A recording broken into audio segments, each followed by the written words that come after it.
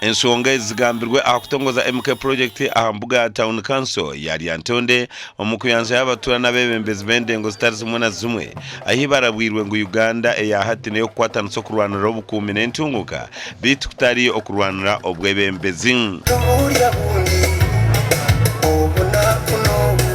okulaba nti mwe bamuva mayumba gamwe wali abasigala nga bakuuma okukeberemera ekimanyi tasibazi kweya ate ne MP muganda wange neno sineta sibazi kweya tukwataganire wamu ate bino sibyagabana bifo ate tumumanye sawa yonna abeera soba tatamiira naye yayogera n'agamba obunafu bwammwe obwa NRM bwe buleese MK okubalabisa mu kintu kino kubanga musajja mukozi n'abantu bonna batambula nabo. Ezindi ensonga z'entunguka ezigavumenti eshemerewe okusagika harimu obwegyese n'ebyamagara obuhingi n'obuliisa ngu kandi n'entunguka eyine kutandikira omu maka g'abatuura.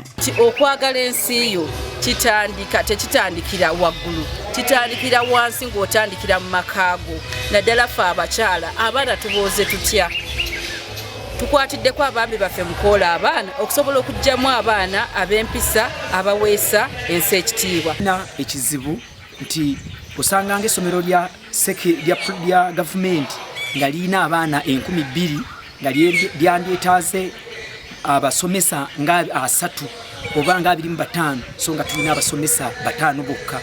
Nekiwaliriza abantu okugamba abazadde basasule ssente ate nga tebasobola. Bitwa MK naza kwekiro mu Masaka ensumi kyeru kwiha ahabwe ehururu ni yemwe kandi abantu barabwira okwehara abafere abarukoyetere kibine kya MK kunyaga sente z'abatuura.